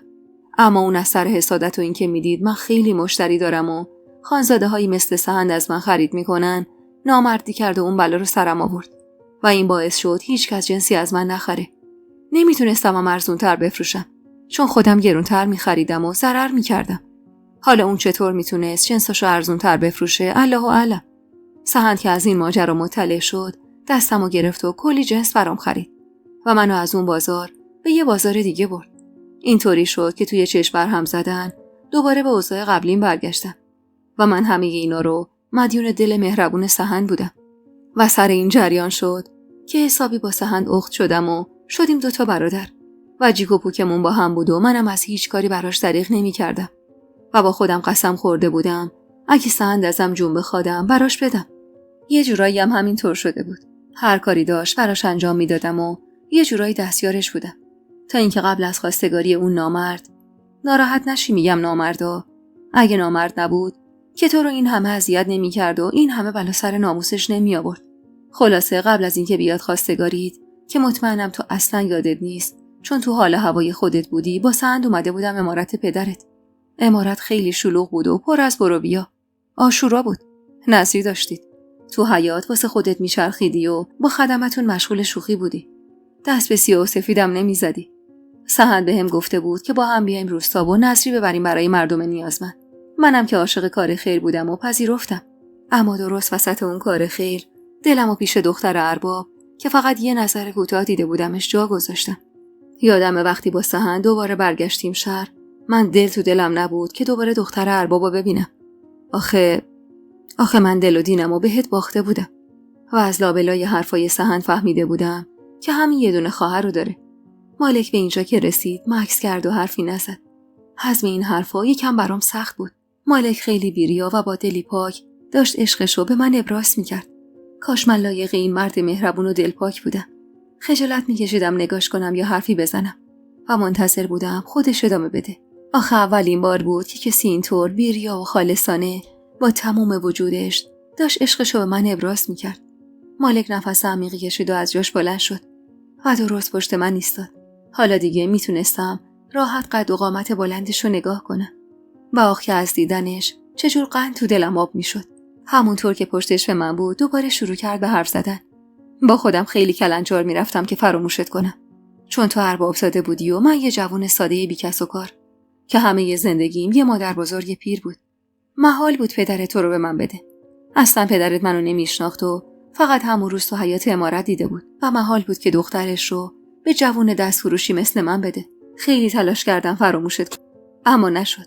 شبا به یاد چشمای سیاه دختر ارباب میخوابیدم و روزا با یاد اون آغاز میکردم. شاید فکر کنی شبیه قصه هاست، اما واقعیته. من خودمو در شأن دختر ارباب نمیدیدم و میترسیدم اگه پا پیش بذارم برداشت دیگه ای بشه. مدت‌ها طول کشید تا با خودم کنار بیام و ترسمو کنار بذارم و احساسم رو با بیبی که تنها کس و کارم تو این دنیاست در میون بذارم. اون به من اعتماد به نفس میداد و با حرفاش امیدوارم میکرد و میگفت که من جوون آینده داریم و خانه ایلمون ضمانتم رو میکنه و اگه با خان و بزرگون پا پیش بذاریم حتمی جواب مثبت میگیریم. بیبی خیلی خوشبین بود اما من نه. مدت‌ها گذشت تا به این نتیجه رسیدم که اگه کسی رو دوست دارم باید برای به دست آوردنش بجنگم و دست رو دست نذارم، وگرنه این دیگه عشق واقعی نیست و یه احساس زود گذره. میخواستم کم کم با سهند این موضوع رو در میون بذارم. درسته خیلی با هم برادر بودیم و رفیق، اما مطمئن بودم مخالفت میکنه. ولی من پای مخالفت ارباب ایستاده بودم، چه برسه به پسرش. تصمیم داشتم پای تصمیمم تا مرگ بایستم و مقدماتو فراهم کنم. حتی اگه ارباب منو میکشت بازم من دست از تصمیمم بر نمیداشتم. قرار بود با خانه ایل و بزرگون همراه بشم. داشتم مقدمات رسم و رسوم آماده میکردم که بیایم پیش آقات برای همون زونگشون که برات گفتم. که سهند اومد شهر پیش منو فهمیدم خیلی ناراحته. حرف که نمیزد، اما حس میکردم دلش میخواد درد و دل کنه و میونه درد و دلای دست و پا شکستش فهمیدم که عروسی خواهرشه و دنیا رو سرم خراب شد. اینو هم فهمیدم که سهند مخالفت کرده با این ازدواج، اما پدرت اصلا به حرفش اهمیت نداده و به زودی قرار بود تو به خونه ی بخت بری و تموم آرزوهای من برباد میرفت. هر روز حالم بدتر و بدتر میشد مروارید و خودمو حسابی باخته بودم. هیچ کاری از دستم بر نمی اومد و میدونستم خواستگار پر و پا قرصت قوم و خویشتونه و همینطور خانزاده است و محال پدرت تو رو به من بده. و اینطور که فهمیده بودم تمام قول و قرارا گذاشته شده بود. مدت‌ها گذشت و من برگشتم ایل و سهندو کمتر میدیدم. راستش طاقت دیدنشو نداشتم. سهند برای من یعنی تو، یعنی یادآور دختری که عاشقش بودم. تا بالاخره مدت‌ها گذشت و وقتی حال و روزم یکم بهتر شد دوباره برگشتم شهر به سر کارم و سهند میومد پیشم، ولی همیشه حالش گرفته بود. بار آخر اما حالش خرابتر از همیشه بود و به هم گفت که شوهرت خودشو آتیش زده. حتی علتش رو هم انگار یکی از خدمه ها بهش گفته بود و از این ناراحت بود که به خاطر این موضوع تو عمارت اذیتت میکنن و اون کاری از دستش بر نمیاد. مالک حرف میزد و من تازه میفهمیدم برای خواستگاری و مهربرونم سهند کجا بوده. سحندی که اون زمان 2 روز تموم از عمارت رفت و من ندیدمش. پس پیش مالک بوده. افکارمو پس زدم و گوش سپردم به مالک. داشتم میگفتم. اونجا بود که نور امیدی به دلم افتاد. چون رفت و آمد سحند به شهر و پیش من بیشتر و بیشتر شده بود. و من مونسه شده بودم و به من خیلی اعتماد داشت. و همه چیزو در مورد تو و زندگیت به من میگفت و حتی راجع به رسمتون که قرار بود تو زن برادر شوهرتم بشی گفت. اولش ناراحت شدم. ولی وقتی فهمیدم تو هم راضی به این وسط نیستی و سحند تصمیم داره تو رو فراری بده خوشحال شدم. و بهش قول دادم که همه جوره کنارش هستم و کمکش میکنم. آخه من تو رو میخواستم. پس چه فرصتی بهتر از این که تو رو نجات بدم و بهت برسم. و اینطور شد که به سحند قول دادم که تا آخرش کنارت هستم. و اونم رو کمک من حساب کرد. بار اول سهراب همراهمون بود. اما تلاشمون که به نتیجه نرسید، سهراب خودش رو کنار کشید. ولی سحند دست از تصمیمش بر نمی داشت. و تازه مصمم‌ترم شده بود و تصمیم گرفت برای بار دوم تو رو فراری بده. و اینطور بود که دوباره با هم نقشه کشیدیم و با احتیاط همه چیزا هماهنگ کردیم و تو رو نجات دادیم و آوردیم اینجا. روز آخری هم که داشت میرفت تو رو به من سپرد و ازم خواست حسابی مراقبت باشم. تازه یه چیز دیگه هم هست. سحند اونقدر با من صمیمیه که حتی قصه سهراب هم برام تعریف کرد.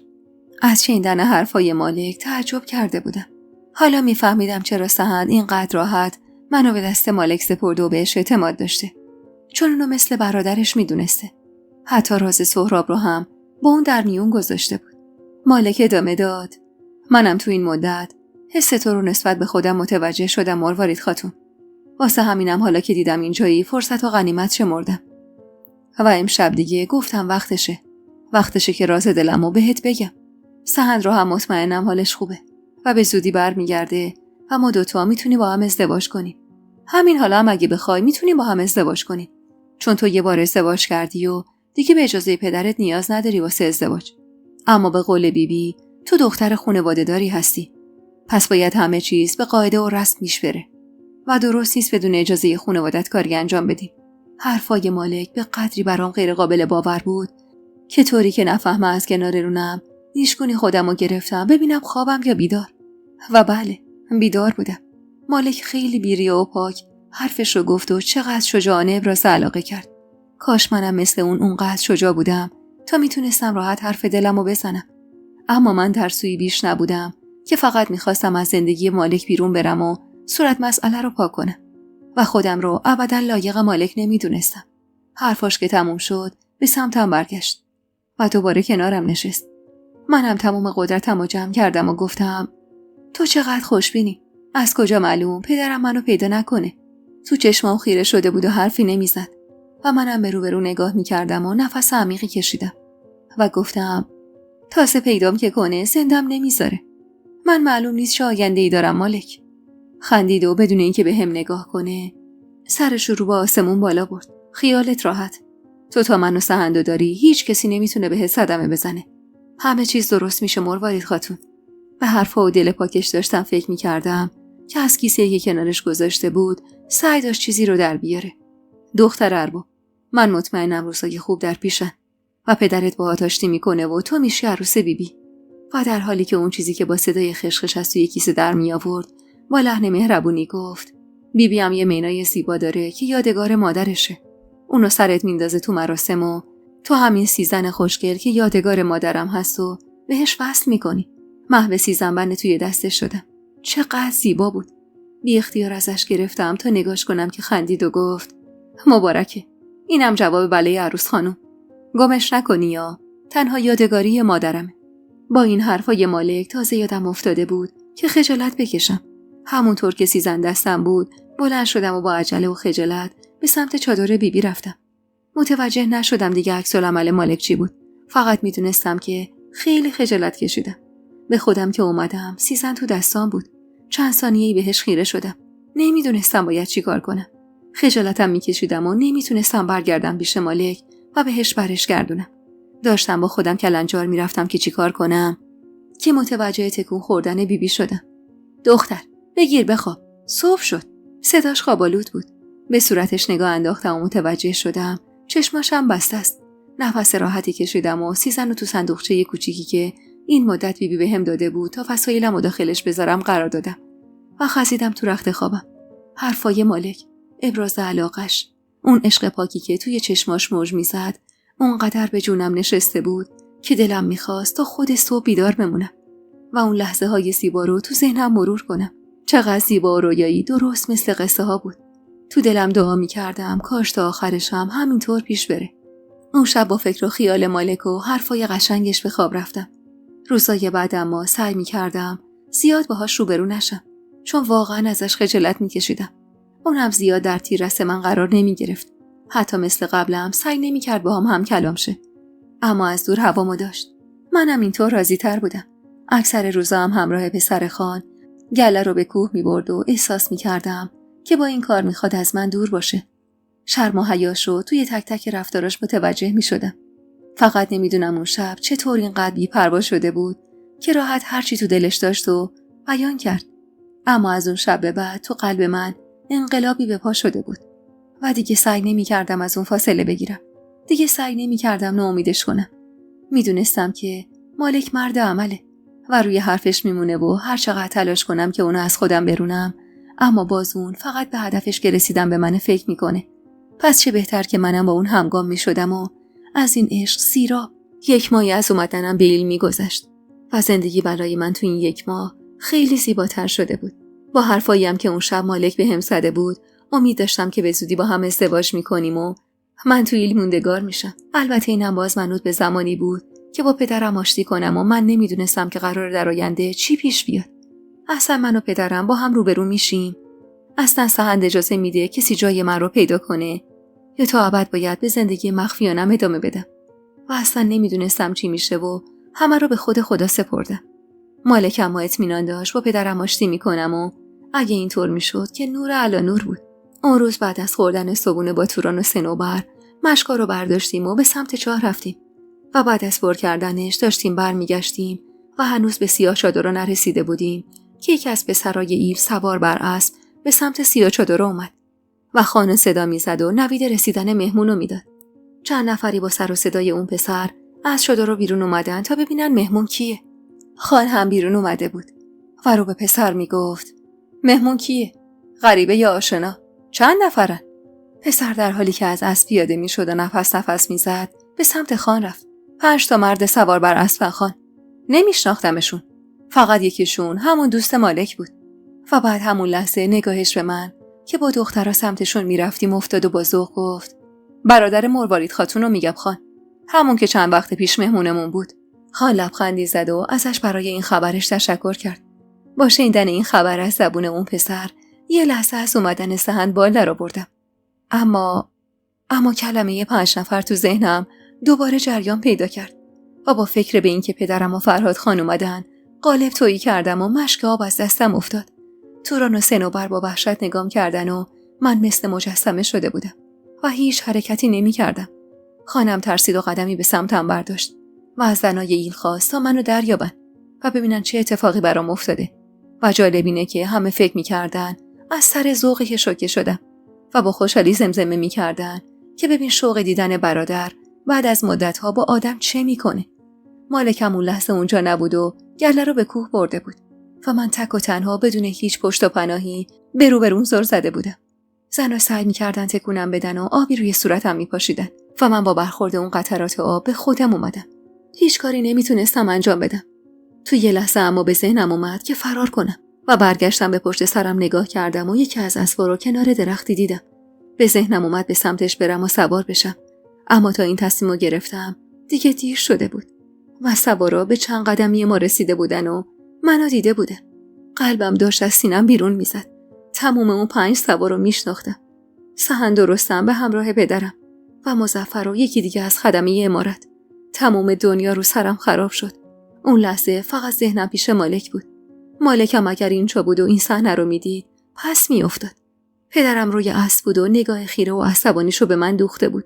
چسبیده بودم به زمین و انگار هیچ حرکتی نمیتونستم انجام بدم. سهند از روی اسبش پایین اومد و با خان حال احوال کرد. پدرم و بقیه رو هم بهش معرفی کرد. لبخند به لب داشت و انگاری میخواست با این لبخندش به من بفهمونه که منم آرامش خودم رو حفظ کنم.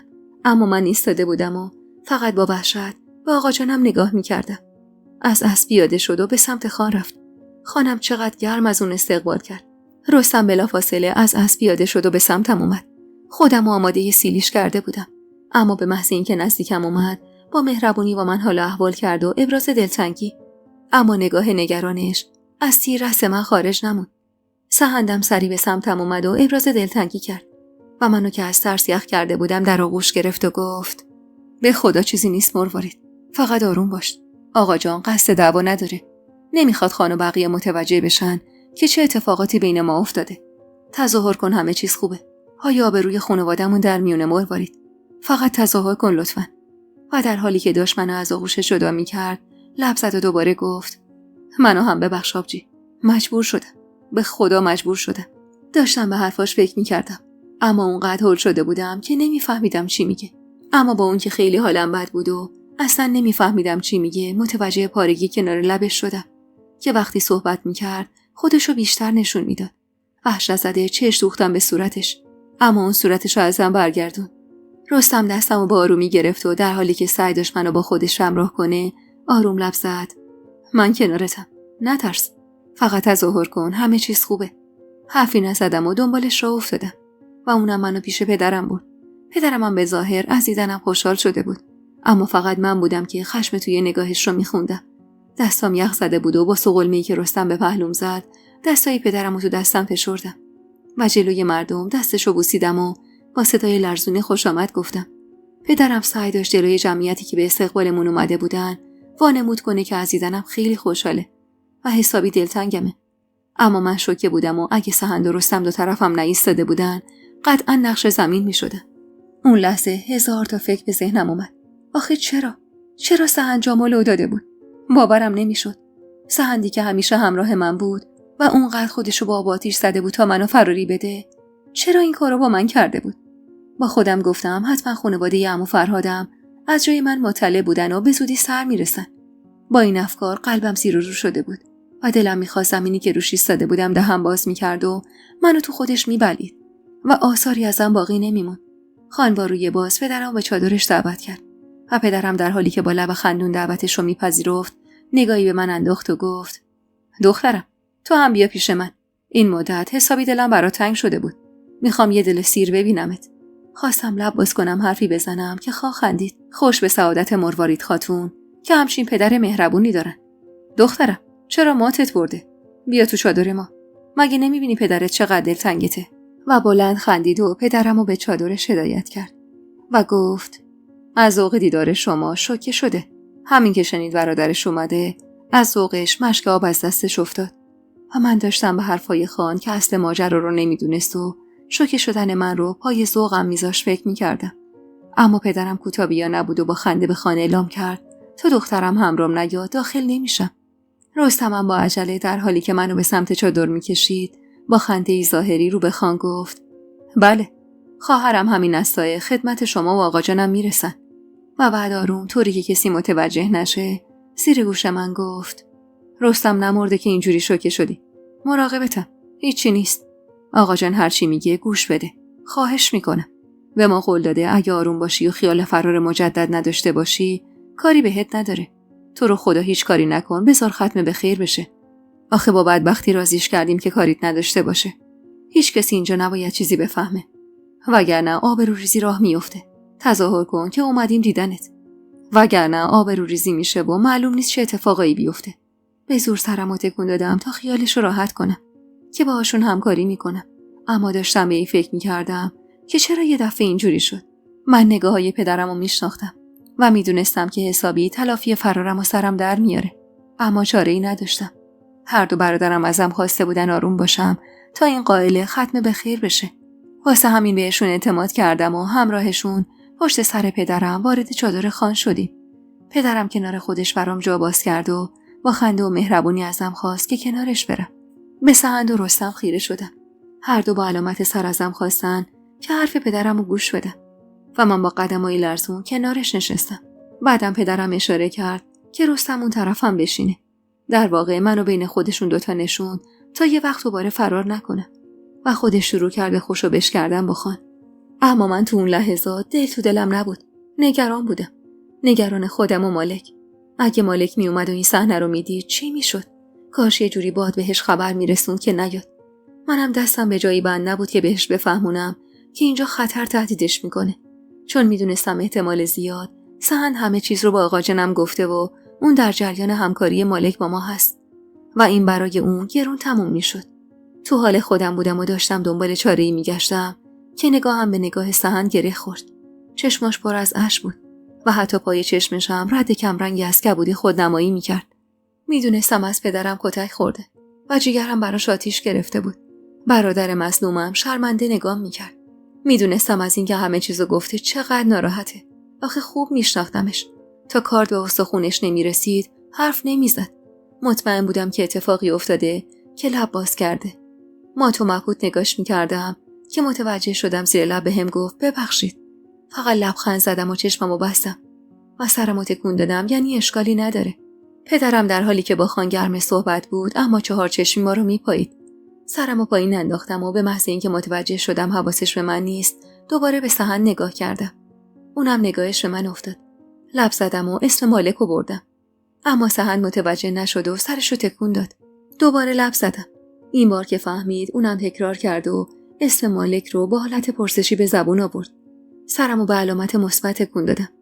تفلک رنگش ورید و اشاره داد که مالک کجاست. منم همونطور رمزی بهش فهموندم که رفته کو.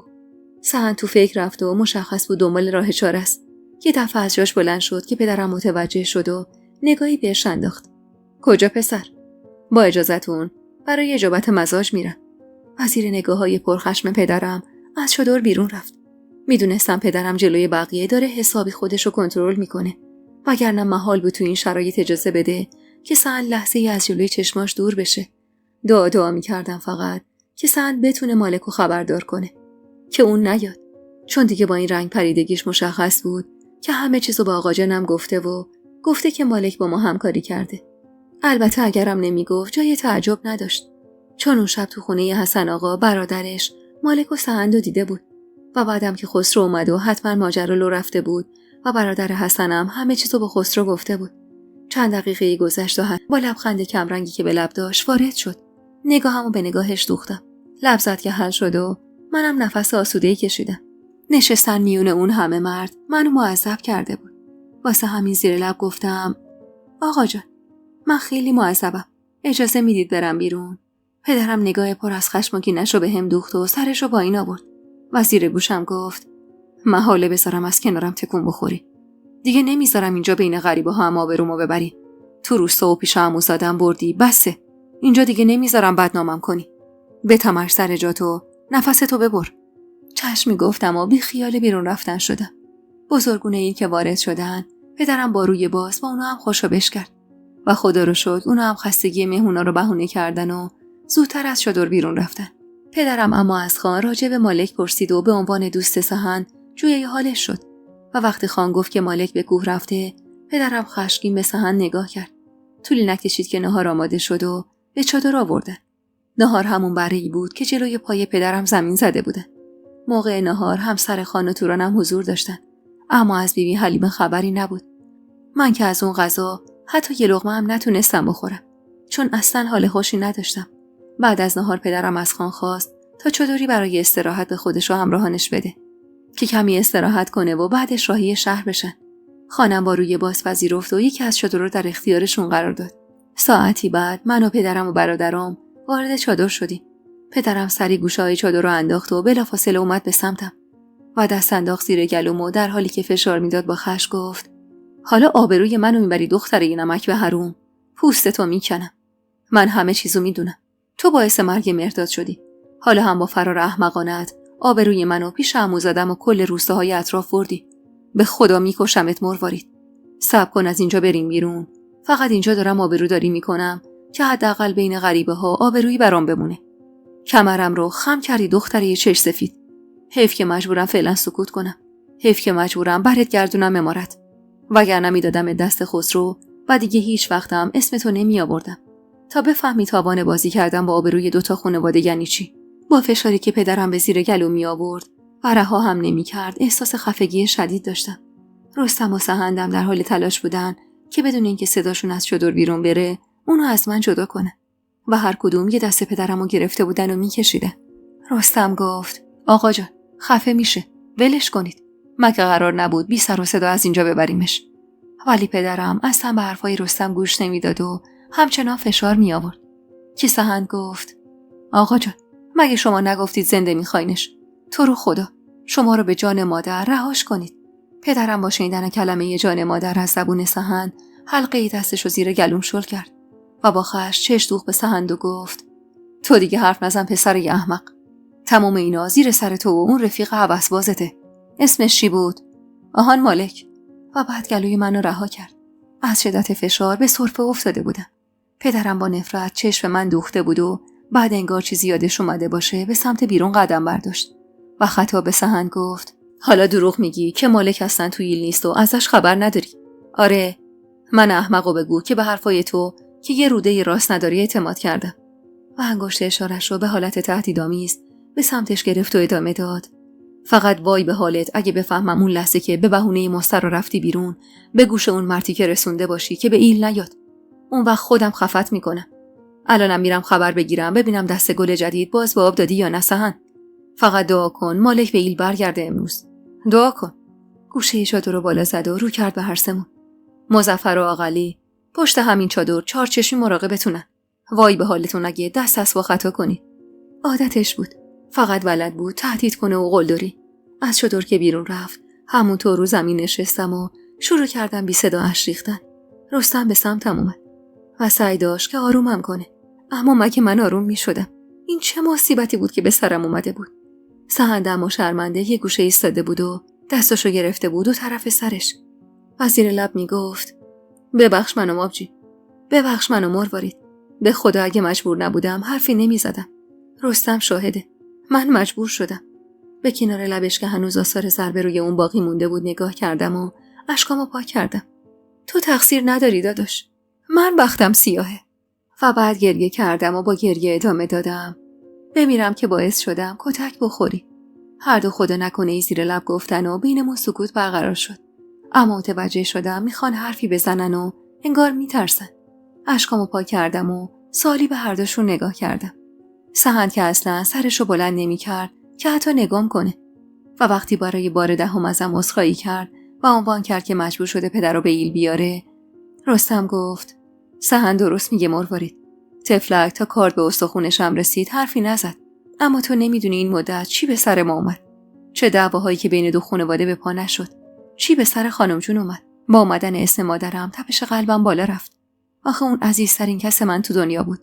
حتی از مالک و سهندم برام عزیزتر بود. واسه همین التماس گونه گفتم رستم چی شده؟ چه بلایی سر خانم جون اومده؟ الان کجاست؟ چیزی نشده. تو برگردی حالش بهترم میشه. دیگه یقین پیدا کرده بودم اتفاقی افتاده. به دست و پاش افتادم تا حرف بزنه.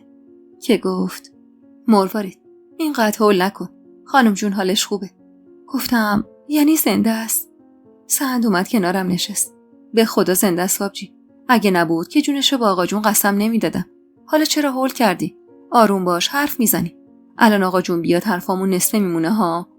میدونستم سهند هیچ وقت بهم دروغ نمیگه. پس حرفشو باور کردم و سعی کردم آرامش خودم رو حفظ کنم. که رستم گفت شبی که تو فرار کردی نصف شب بود که فرهاد خان به هوای اینکه تو اومدی امارت خودمون اومد اونجا و بدون اینکه ملاحظه کنه کلی بد و بیرا نثار آقا جان کرد و به پیشکاراش دستور داد کل امارت رو بگردن. تو رو که پیدا نکرد شروع کرد به تهدید آقا جان و از یه راز مگویی حرف میزد و میگفت اگه مروارید رو برنگردونید اون رازو فاش میکنه. آخه فرهاد خان فکر میکرد آقا جان تو رو فراری داده. کل امارت رو به هم ریخت و رفت. مادر از حال رفت و نصف شبی طبیب خبر کردیم. همه شوکه بودیم چون با صدای فریادای فرهاد خان که دائم میگفت مروارید کجا پنهون کردید از خواب پریدیم. حال هیچ کدوممون خوب نبود. تا صبح بالا سر مادر بودیم و البته نگران تو. صبح که شد آقا جان ما و تموم مردای امارت و فرستاد دنبال تو. از همه خواسته بود که نذارن اهالی روستا بفهمن. اما خب مگه میشد؟ چند روز بعد فهمیدیم که کل روستا فهمیدن و آبرو برای آقا جان و طایفمون نمونده. تازه به روستاهای دیگه هم خبر رسیده بود. صبح همون روزم که انگار خسرو به شهر رفته بود پی تو و اینجور که بعداً تعریف کرد وقتی اومده بود منزلی که از آشناهاش اونجا صدای پای چند نفر رو از پشت بوم میشنوه و وقتی دنبالتون میاد نیمرخ سهند رو میشناسه اما شما زودتر فرار میکنید و میرید. به فرهاد خان خبر میده و فرهاد خانم میفهمه که سهند تو عمارت نیست و همه چیزو از چشم آقا جان میبینه و فکر میکنه که آقا جان به سهند گفته تو رو فراری بده. خلاصه که کلی با آقا جان در میفته و ازش میخواد که تو رو برگردونه، وگرنه عواقب بدی در انتظارشه. حتی اینطور که شنیدم خسرو چند تا شهرم دنبالت اومده بود. این وسط حسنم گم و گور شده بود و خبری ازش نبود. واسه همینم خسرو نتونسته بود تو رو پیدا کنه. فرهاد خانم که دستش به هیچ جا بند نبود، راز پدر رو برملا کرد. عایشه رو به عنوان تهدید فرستاد عمارت ما. با شنیدن اسم عایشه تقریبا ادامه ماجرا رو حدس زدم. اما دیگه برام مهم نبود و من فقط میخواستم از حال مادرم با خبر بشم. که رستم ادامه داد. عایشه اول هیچ چیزی نگفت. ولی خب حضورش توی عمارت ما برای گوشزد به آقا جون کافی بود. اما نه خبری از تو بود نه سهند. سهند از همه جا بی خبر برگشت به عمارت و وانمود میکرد که مثل همیشه رفته شهر پیش دوستاش. اما آقا جون تحت تاثیر حرفای خسرو حرفای سهند رو قبول نکرد و اینطور بود که سهند افتاد تو طبیله. فرهاد خان خسرو هم که فهمیدن سهند برگشته اومدن عمارت. خسرو کلی بد و بیرا نثار سهند کرد و حتی کتکش زد. باورم نمیشد که خسرو برادرمو کتک زده. پس آقا جانم اونجا چی کاره بود؟ چرا اجازه داده بود پسرشو کتک بزنه؟ سوالمو به زبون آوردم و رستم گفت آقا جان به خاطر ریخته شدن آبروش حسابی از تو و سهند عصبانی بود و واسه اینکه ثابت کنه به فرهاد خان که اون تو فرار تو هیچ کاره بوده اجازه داد هر کاری دلشون خواست سر ما بیارن، خصوصا سهند تفلک. ما هم که سعی کردیم جلوی خسرو رو بگیریم، خسرو به هیچ کدوم از ما رحم نکرد و فقط عربده میکشید و جوری رفتار میکرد و دم از ناموس پرستی میزد که آقا جانم حقو به اون داده بود و اینطور شد که خسرو جلوی چشمای آقا جون سهند رو به باد کتک گرفت. آقا جانم اون وسط اصلا اجازه نمیداد کسی دخالت کنه، چون اینو حق خسرو میدونست، چون نمیخواست رو رسم طایفه پا بذاره. به صورت برادرم نگاه کردم. پس وارگی گوشه لبش کار اون خسروی هیز و نامرد بود. زیر لب گفتم الهی دستت بشکنه خسرو. دلم واسه برادرم کباب بود. چه سختیایی به خاطر من تحمل کرده بود و پدرم عجب پدری بود که اجازه میداد اینجوری به پسرش توهین بشه و اینجوری جگرگوشش رو جلوی چشماش کتک بزنن. از پدرم هر لحظه بیشتر و بیشتر متنفر میشدم. اما نگران حال مادرم بودم و گفتم رستم از خانم جون بگو، دارم دیوونه میشم. هیچی دیگه. خانم جونم از همون شبی که خبر فرار تو رو شنید حالش بد شد. طبیعی به دیدنش اومد، اما حالش لحظه خوب میشد و دوباره روز از نو روزی از نو دیدن شکنجه های سهندم که یه طرف حالش رو خرابتر میکرد. ما هم حریف خسرو نبودیم، چون پدر خودمون به اون اختیار تام داده بود. سهندم ما همچنان مقاومت میکرد و فرهاد خان که منافع خودش رو در خطر میدید و میدید که کسی تهدیداشو جدی نگرفته، دست عایشه رو گرفت و آورد عمارت و همه چیزو به مادر و سهراب گفت. قضیه بدهکاری پدر به خودش رو هم بازگو کرد و از پدر طلبش رو درخواست کرد. اوضاع عمارت حسابی به هم ریخت. خسرو دنبال تو بود، اما فرهاد خان حالا دیگه با فرار تو فقط به دنبال ریختن آبروی آقا جان بود. یه درگیری هم بین پدر و پسر رخ داد. خسرو شاکی بود که چرا پدرش همه چیزو گفته و رازای پدر ما رو برملا کرده. میگفت دیگه اینطوری دستم به مروارید نمیرسه.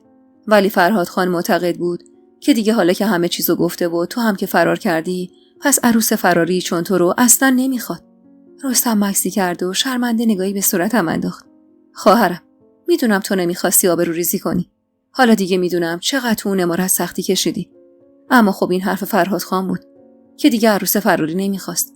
منو ببخش. از نظر من تو فراری نیستی. تو فقط حق تو خواستی، اما هیچ کسی تو رو نفهمید.